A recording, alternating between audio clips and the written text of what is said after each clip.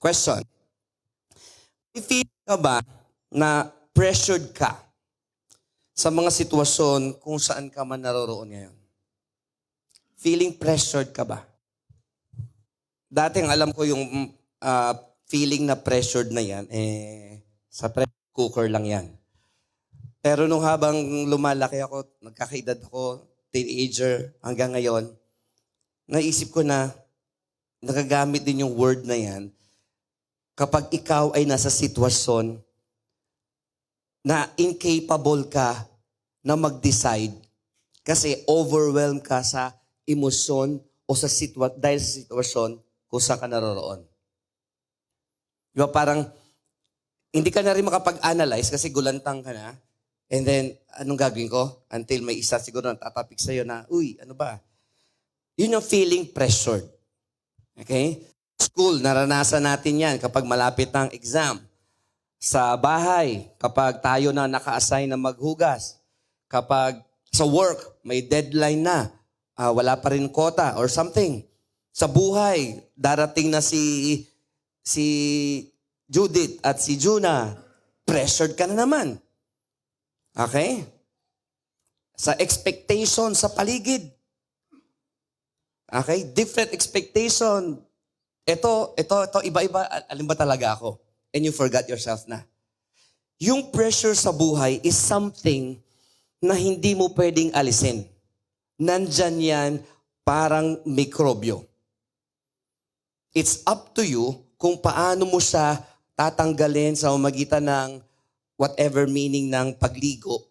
Dahil bukas, may libag ka na naman dahil sa mikrobyo at sa mga dead skin cells mo. So yung feeling na yan ay dapat na anong ibang word sa manage? Ayokong i-manage. Parang masyadong yun, mas maganda. Thank you. Paano mo siya i-handle? Okay? And it includes pag-manage. Ang title ng ating topic ngayon ay Jesus Manifested. At part pa ito ng ating theme about love and obedience. Why is loving Jesus connected to obeying Jesus? At yung keyword natin ngayon is yung salitang manifest. But before that, let's read po muna. John chapter 2 verses 1 to 11. On the third day, there was a wedding at Cana in Galilee. And the mother of Jesus was there. Jesus also was invited to the wedding. Sabi niyo nga, invited to the wedding. With his disciples. When the wine ran out, the mother of Jesus said to him, "They have no wine." And Jesus said to her, "Woman, what does this have to do with me? My hour has not yet come." His mother said to the servants, "Do whatever he tells you." Now, there were 6 stone water jars there for Jewish rites of purification, each holding 20 or 30 gallons. Jesus said to the servants, "Fill the jars with water," and they filled them up to the brim. He said to them, "Now draw some out and take it to the master of the feast." So they took it. When the master of the feast tasted the waters, the feast tasted the water now become wine, and did not know where it came from, though the servants who had drawn the water knew. The master, listen here, the master of the feast called the bridegroom, yung lalaki. Hey, at sabi sa kanya, "Uy, everyone serves the good wine first. But when people have drunk freely, then the poor wine. But you have kept the good wine until now." Okay, next na yung 11. Okay, next slide. Hindi na-cut. Tama ba? Tama. Verse 11. This, the first of his signs, Jesus did at Cana in Galilee and manifested his glory. Ulitin ko. This, the first of his signs, Jesus did at Cana in Galilee. At tingnan yung phrase. and manifested His glory. Sabi niya, manifested His glory. And His disciples believed in Him. Kung tama pagkakaalam mo, may Tagalog yung verse na yan. Yeah. Ito ang una sa mga himang ginawa ni Jesus. Nangyari ito sa Cana ng Galilee at gayoy ipinahayag niya ang kanyang kaluwalhatian. Ipinahayag ang kanyang kaluwalhatian. At sumampalataya nga sa kanya ang kanyang mga alagad. May na-ideya. Jesus, ang yaman na sa isa. Jesus is manifested when His name and His works are revealed and made clear to people and their situations. Di ba uso ngayon yung word na manifest? I-manifest mo yan. By the way, ano ibang word sa manifest? Ha? Mali. Mali. Ang other word sa manifest is makapal.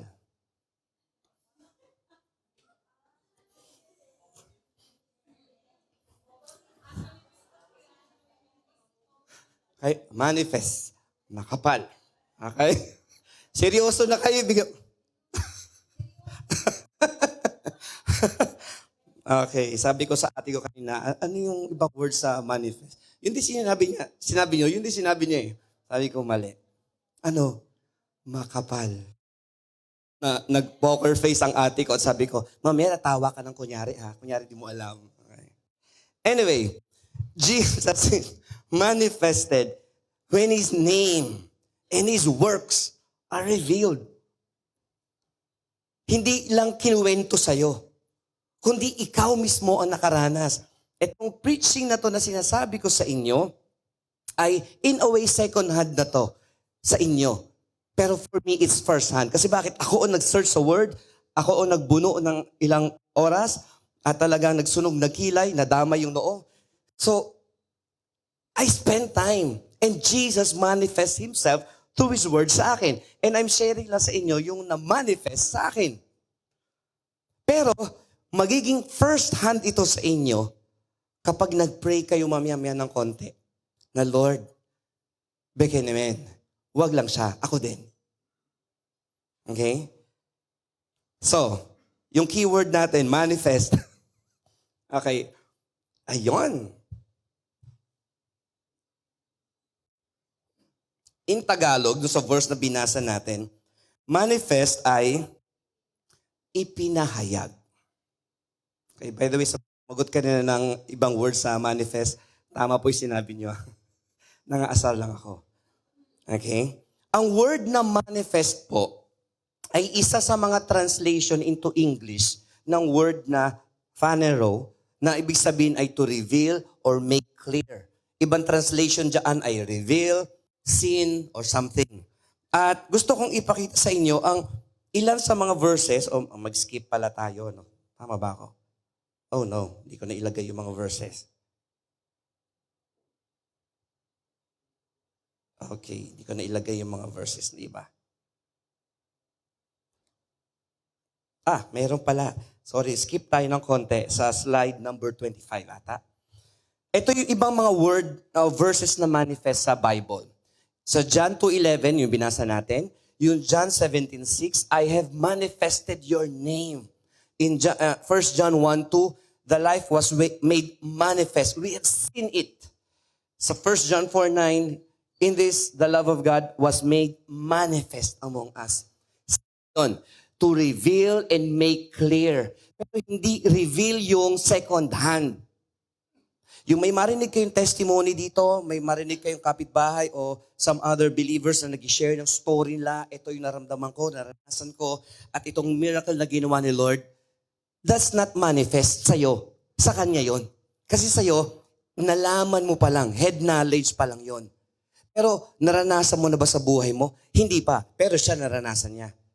Pero did you know, ayaw lang ng Diyos na malaman mo o mag-agree ka. Nag-miracle pa rin si Lord? Yes. The question is, gusto mo ba na ikaw mismo ay makaranas ng miracle ni Lord? in your finances, in your relationship, not just agree ka. To manifest, kung biblical ang pag-uusapan natin, hindi lang yan yung makita mo, kundi maranasan mo. So, the question now is, how can Jesus manifest in our lives?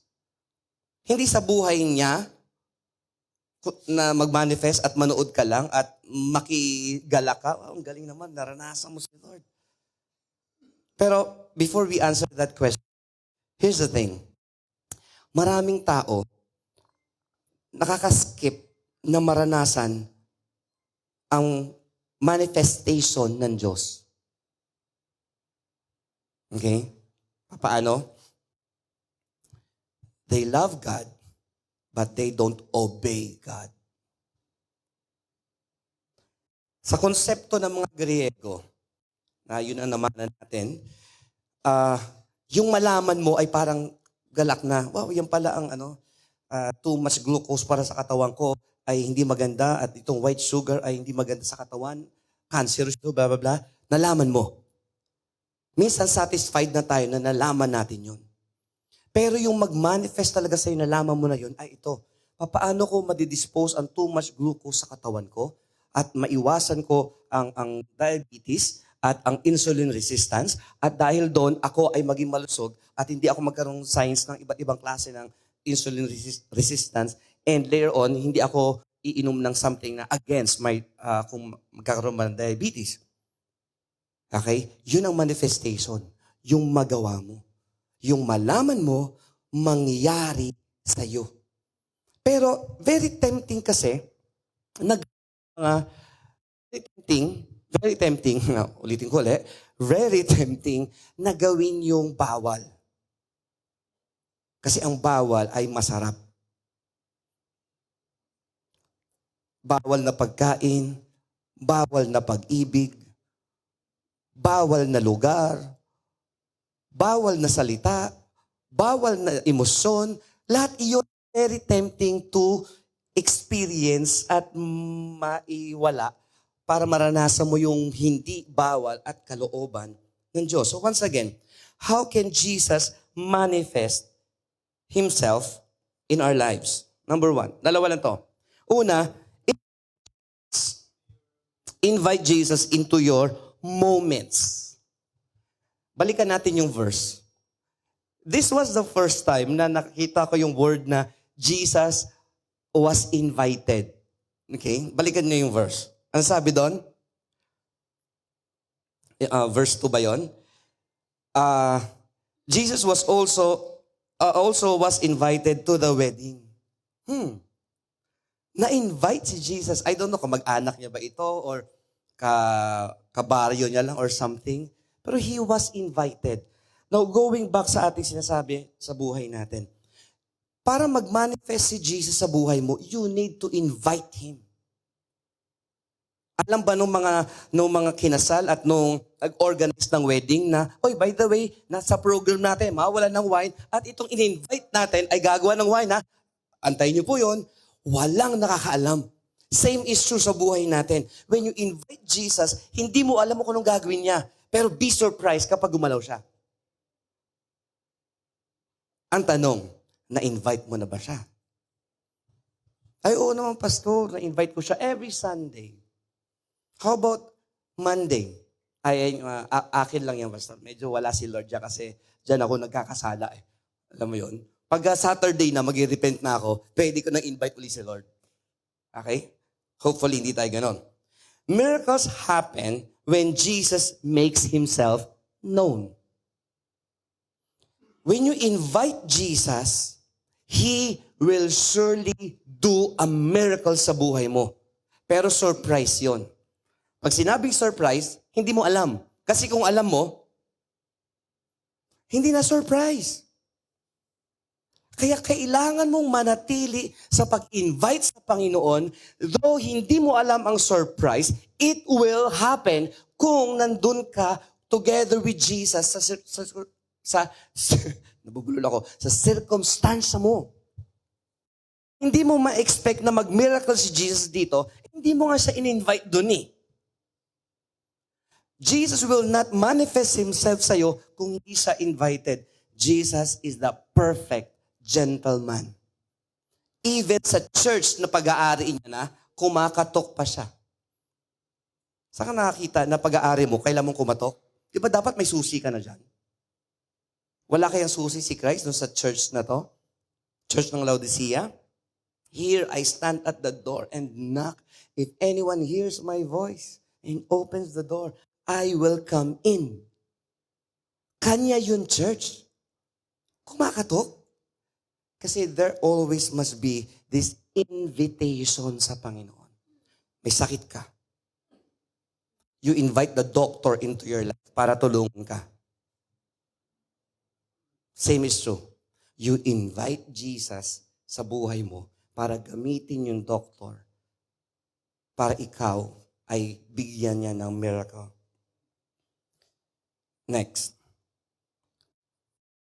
Okay, medyo technical ng konti yan. Pero in John alone, there are 20 times na na-mention yung word na yan, phanero, or reveal, manifest, seen. At ang ibig sabihin lang yan, tema or theme ni John the Beloved na mag-manifest si Jesus sa buhay natin. Huwag ka lang humanga from a distance. Oh, ang galing, ang galing. Oh, gusto ko yan, gusto ko yan. Paglabas mo, hindi mo na-experience. Pero iba yung, oh, gusto ko rin yan. And then you pray, Lord, I invite you into my life. Itong difficult situation ko, makialam ka. And then you just let God surprise you. Tingnan mo ang katabi mo, sabihin mo, baka may surprise si Lord sa'yo this week.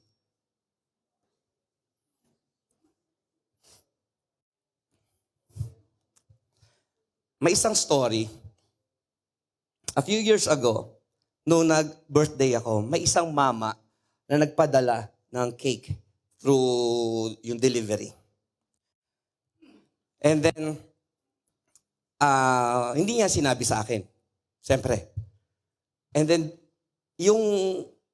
of course, yung delivery, tatawag yon. Nung time na yon, nasa CR at ako somewhere, hindi ko hawak ang phone ko, so hindi ko nasagot. So naliligaw na siya doon sa subdivision namin at paikot-ikot na siya. Tinawagan niya ngayon yung nagpa-deliver. Sabi niya, hindi sumasagot yung dideliveran. Hanapin mo siya, basta ito yung number niya, ito yung gano'n. Hindi nga sumasagot galit daw yung nag-deliver. Sabi niya, kasi alam niya ba ito? Ay hindi, kasi surprise yan birthday niya Sabi ng mama nung nag-deliver, surprise ka pa kasi. Kaya naging joke na namin yun ni Sir Mike. Sir Mike, may delivery ka ba sa akin? Wag na. Magagalit lang yung nag-deliver. Surprise pa daw. Okay? So sabi ni Sir Mike sa akin, sabi niya, kailan ko ba sabihin sa'yo may surprise ako? At para ma-surprise ka? So yung mama na to, he doesn't like surprises. Yung mama na to kasi nabibitin siya sa delivery niya. Tayo, do you like surprises? At kapag mag-surprise ba si Lord, Kit, ang tabayan, may surprise ako yung bukas. Tapos magulat ka pag dumating Walang, mawawala yung moment ng surprise pag sinabi yung surprise. Ano yung surprise? Cake. Talaga? Pero hindi mo alam surprise yan. Sige thank you. Kapag ganun ba sitwasyon mo, surprise ka? Hindi. Now, in the wedding, sabi doon, Jesus begins to reveal His identity in His mission through the surprise na yung wine o yung water turned into wine. No, hindi pala ito pinopromote na sige, mag-inuman tayo. Hindi. Yung need lang nung moment. At by the way, staple drink sa lugar nila, yung wine. At katulad ng wine natin ngayon, especially the cheaper ones, made of plastic or made of something, sinisira ang kidney mo. Nung time nila, nakakalasing pa rin kasi fermented pa rin. Pero, casual sa kanila yun. Okay? So, na-explain ko lang maikse. Jesus responds by alerting her to greater timetable. Ang sabi pala ni Mary sa kanya, nung napansin ni Mary na wala ng wine, excuse me sa mga nanay, nakialam siya. Anak, wala na palang wine. Now, ano kaya nasa isip ni Mary? Ba't si Jesus sinabihan? Guess lang naman ako dito. Siguro may alam si Mary na, Bekinemen, pwede kang gumawa ng something na, alam mo na, surprise. Anong sagot ni Jesus? Balikan natin yung verse. Woman, what does this got to do with me? Ang tawag niya sa nanay niya ay hindi nanay. Ang tawag niya ay woman. Why? Kung nanay ko sabihan mo yan, oy babae, wag mo akong utusan na may mag-asawang sampal na dadapo sa pisngi ko malamang. Pero si Jesus, ang sabi niya, cool ka lang. Wag mo akong pakialaman. May timing ako. At sumagot si Mary doon sa mga servants, kasi kung anong sabihin niya. Now, may false interpretation dito sa verse na to. I don't want to mention any religion. Pero ang false interpretation dito ito. Si Mary ang tagapamagitan mo sa anak niya. Kasi si Mary tagasabi sa'yo. No, that's wrong. Wrong interpretation. False na teaching yan. Ang ibig sabihin lang nito ay, si Mary was humble enough na hindi siya masaktan na sinabihan na siya, babae. She was humble enough to let Jesus take over at ni-ready niya lang yung mga ito. And we can be Marys. Alam niyo ba yun? May mga taong may problema. Minsan gusto natin pakialaman si Lord. Lord, ba't di mo na kasi siya pagalingin? Diba? Gawin mo na, Lord. Ay sabihin, Lord, sandali, wag mo akong pangunahan. Nagpi-pray ka ba? O pinipilipit mo ang braso ko para sundin yung prayer mo? What you can do is be like Mary. Go to the person and tell him, mag-antay ka lang sa gagawin ng Diyos. Huwag mong agawan ng trabaho si Jesus Christ sa buhay ng iba. And don't play Holy Spirit, don't play God. Na parang pag nag-pray ka, walang choice si Lord kundi sagutin ka dahil ikaw ay nagpipray. Hindi. Kahit na ikaw, yung nanay niya, ikaw ang pinakadakilang tao sa mundo, ang sasabihin pa rin ni Lord sa'yo, lalaki or babae, bakit mo kayo na-involve? Wala pa sa timing yan. Tuloy. So again, how can Jesus manifest Himself in our lives? Invite Jesus into your life at siguraduhin mo you have this concept of God's timing. Katulad ng sinabi ko sa inyo a few weeks ago, ang tanong ko noon ay, bakit hindi alam mo yun, pagalingin ni Lord lahat ng mga may sakit? No need na mag-pray. No need na mag-antay. No need na mag-isip ka na, no need na masaktan ka para sa ibang tao. At yung may sakit mismo, no need na ma-surprise. Kasi instant. Bakit hindi pinapagaling ni Lord lahat ng tao ngayon din mismo? The answer is, He has His timing. At yung timing na yon is enough para ikaw ay humanga sa Kanya, enough para ikaw ay makilala mo siya.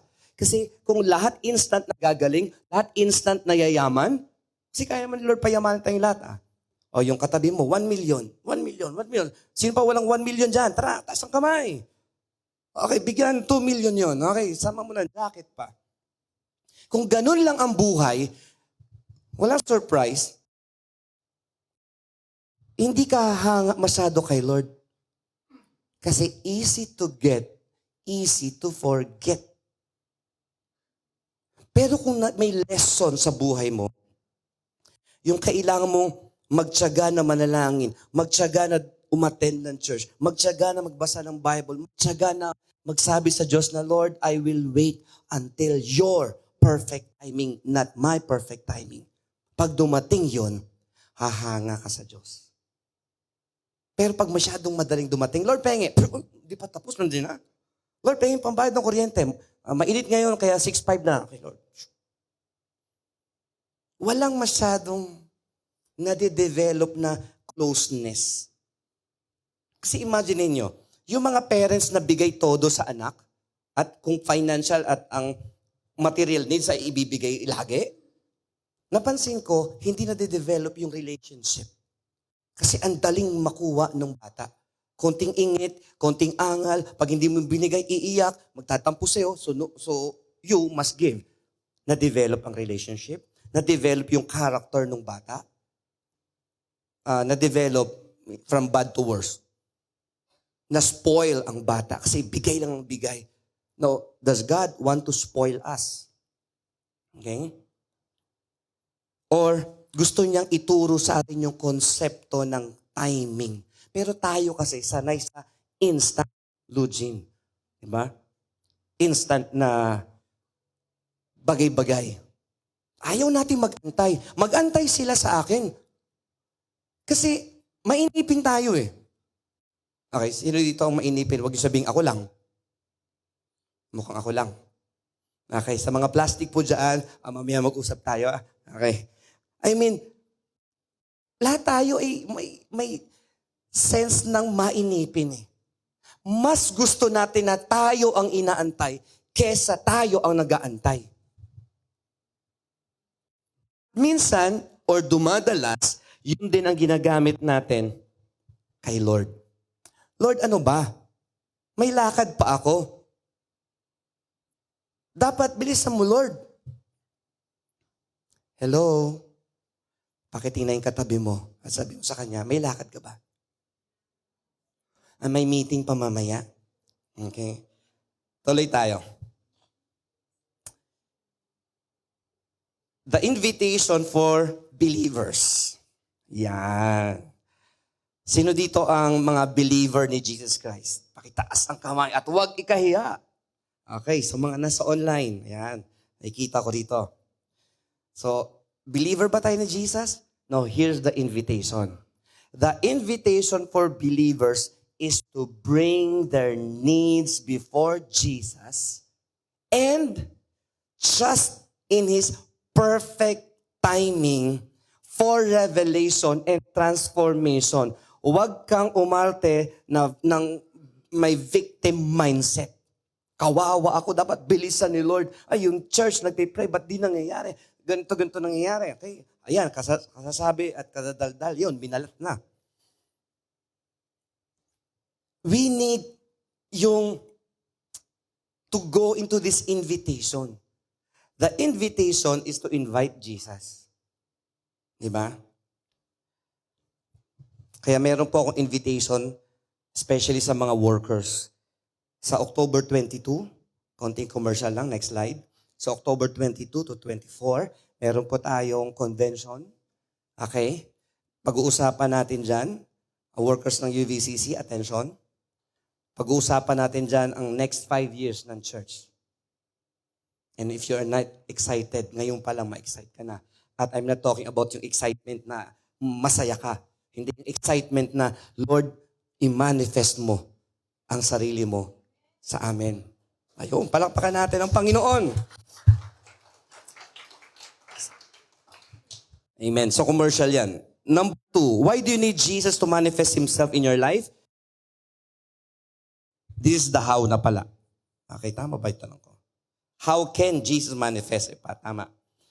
Appreciate joyful surprises. Pag dumating yung surprise ni Lord, i-ready mo ang good attitude mo. Yung, wow, Lord, thank you so much. Ito yung pinag-pray ko 10 years ago, 5 years ago, or Lord, kahapon lang to sinagot mo na agad ngayon? Not ganitong attitude. Ano ba yan? Yan lang, Lord. Lord, ba't siya ganun? Ako ganito lang. Ang tawag dyan ay mga angalites at mga reclamites. Ang aga naman, ang tagal naman. Ano ba yan? Ganyan na naman. No, that's an attitude na unnecessary. You need to be joyful. Focus on miracle. Pag may nangyari sa buhay mo, i-inspire mo ang sarili mo na, hey, self, 5 years ago, 10 years ago, o kahapon, itong ginawa ni Lord sa'yo. Kung kaya ni Lord gawin yan sa'yo, mas malaki pa ang kaya niyang gawin. Sample lang yan. Okay? Or, we can say na, Lord, alam ko, magaling ako magplano, magaling ako magganito, pero Lord, teach me your ways. Ano bang paraan mo, Lord? Huwag yung paraan ko. Diba? Focus on the miracle. Yung nangyari na Yung mangyayari, mahirap mag-focus doon. Hindi pa nangyari Pero pag nag-focus ka sa mga miracles ni Lord, ang tawag din natin dyan ay mga small victories, pag naipon yung mga small victories na yan, mag-celebrate ka. Okay? Hilahin nyo si MJ at MJ, lilibre kita ng Burger King.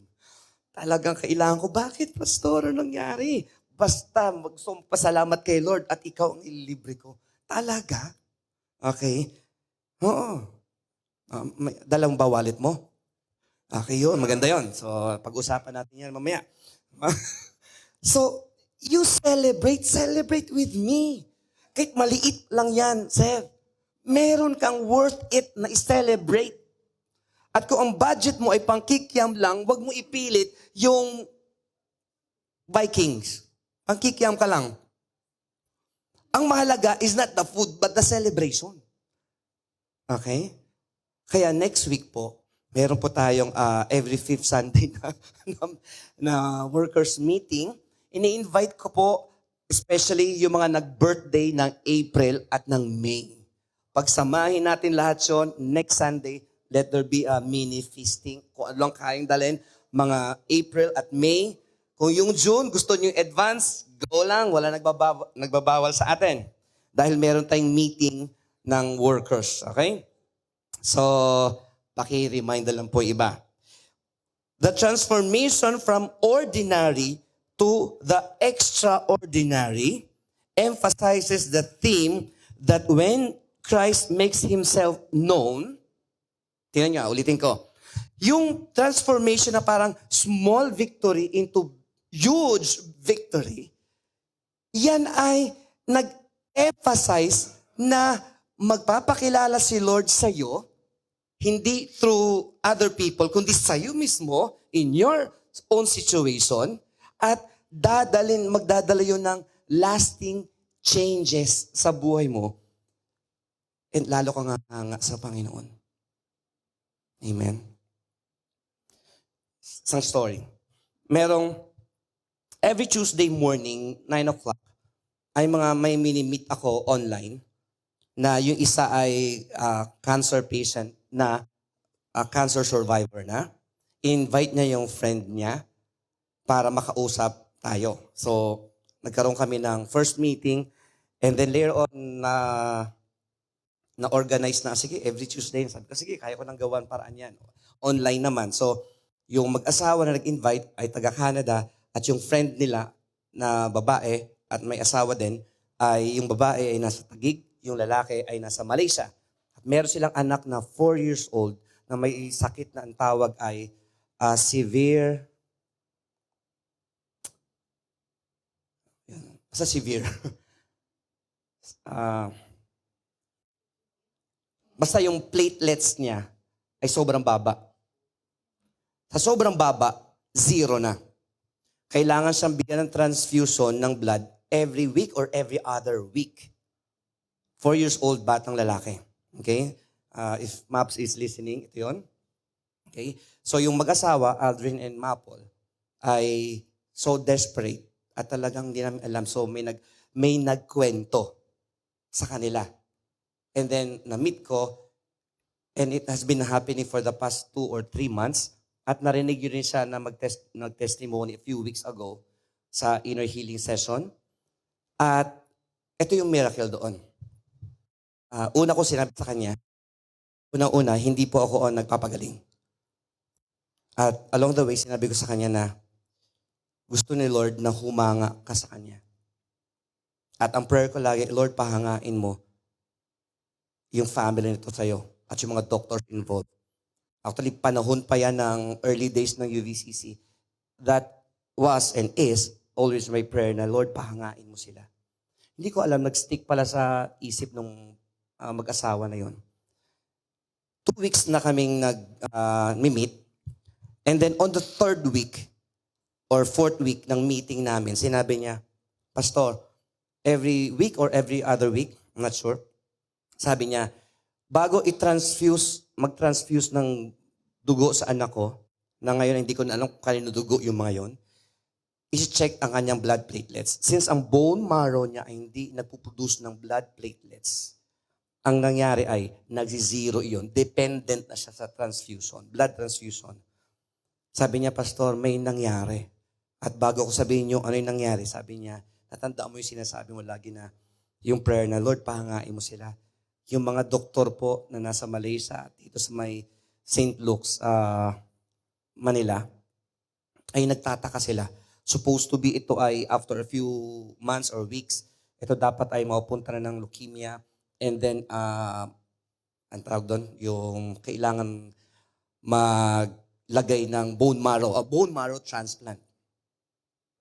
And then sabi niya, Pastor, 2 weeks after natin mag-pray, yung 0% na platelets, supposed to be ay, naiiyak lang ako pag naalala ko.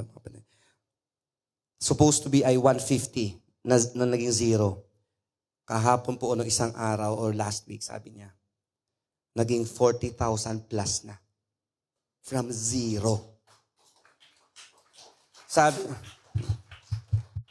Sabi niya, mababa pa rin siya compared sa 150,000. Pero it means na nagpa-function na uli yung kanyang bone marrow. Yung doktor ngayon, cut the long story short, sabi niya, okay, wag muna natin idalhin ito sa transplant na will cost 5 to 7 M. Dito sa may St. Luke's. Tingnan mo, mag-test ulit tayo, baka nag-improve na yung ibang area. And for sure, gumagana na yung bone marrow. Okay. And did you know, after that scenario, 2 months, hindi siya binigyan ng blood transfusion.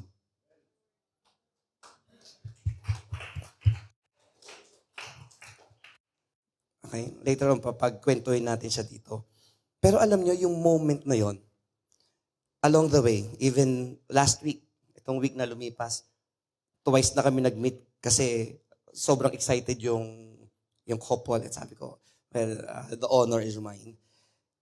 Ang lagi nila sinasabi na, ang laki ng improvement, bagamat wala pa doon sa totally healed, pero may ginagawa. And here's the thing, even silang mag-asawa ay nagsabi na, kala namin noon close na kami ng Diyos.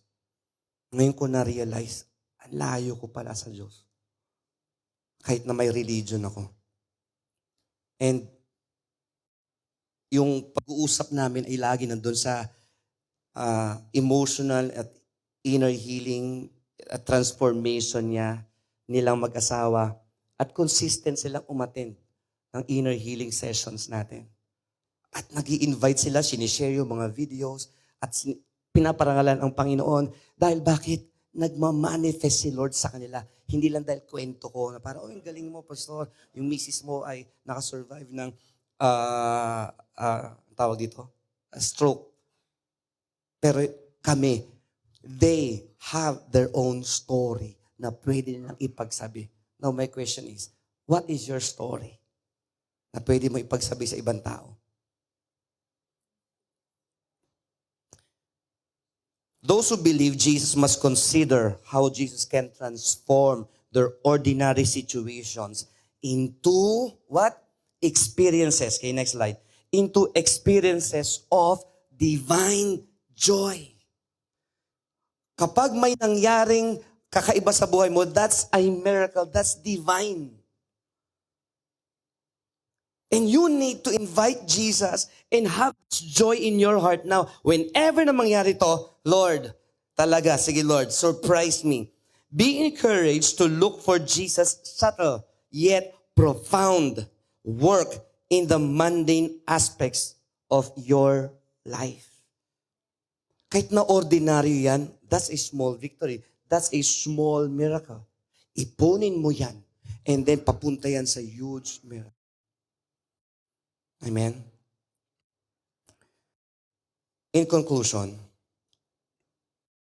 recognize the ways in which Jesus reveals Himself in your life, particularly in moments of need is a divine opportunity. Sabi niyo nga, divine opportunity.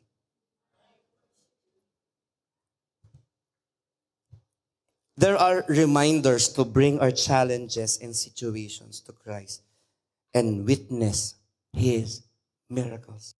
Maybe ikaw mismo nangangailangan ng miracle. Maybe ikaw ang gagamitin ng Diyos para maka-experience ng miracle ibang tao. Whichever, puno ka ng joy for sure. Amen? Huwag kang umagal sa ordinaryong routine. Look for God and wait on God to do His surprises. Huwag ka lang maging religious. Huwag mo lang gawin yung ginagawa mo dahil ginagawa mo na siya. Huwag mong pilitin ang sarili mo.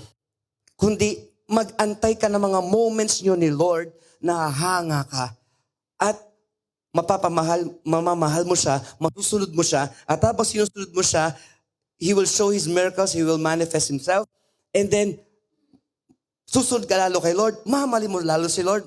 You know the trend. Hahanga ka, mamahalin mo siya, susunod ka, at tapos sumusunod ka, naranasan mo si Lord, mas may in love ka kay Lord, mas susunod ka sa Panginoon, and more of His blessings will come. And ikaw na ngayon ay channel of blessing dahil ikaw din mismo ay nakakaranas. Don't be settled sa, pasensya na Lord, pasensya na Lord. It's been a long time na humingi ka ng pasensya kay Lord. It's time na maranasan mo mismo yung miracle ni Lord in small ways or big ways sa buhay mo. Kaya ang tanong once again, in-invite mo ba siya in that particular situation? Or nag-victim mindset ka, kawawa naman ako Lord, so wala kang choice Lord, maawa ka sa akin. If you are a child of God, don't wait na kaawaan ka ng Panginoon. You have the privilege to ask the Lord kung ano talaga yung sitwasyon. Parang ganito lang yan eh. Yung mga anak nyo ba nagmamakaawa para makakain ng tanghalian? Yung mga anak nyo ba na nag-aaral, nagmamakaawa ba sa'yo, maawa ka sa akin, bigyan mo ako ng tuition? Or pag lumapit sila, gutom na ako, ano ba, ang tagal naman niluluto mo? Demanding pa nga sila, di ba? May tuition kami next week na, agad-agad, last week pa sinabi sa'yo yun eh. Kasi alam nila na anak sila. Now, ang tanong ko, alam mo ba na anak ka ng Diyos? Nagmamakaawa ka ba? Well, kung hindi ka anak ng Diyos, truly, magmakaawa ka. Kasi hindi ikaw na sa plantilya niya. Pero kung anak ka ng Diyos, you need to come in humility and ask the Lord directly. Lord, gusto kong gumaling. Lord, gusto ko ng ganito. Lord, I invite you into my life.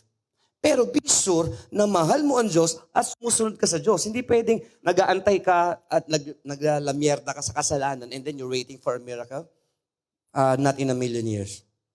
But if you wait on the Lord, sabi ng Bible, those who wait on the Lord will renew their strength. They will mount up with wings as eagles and they will soar.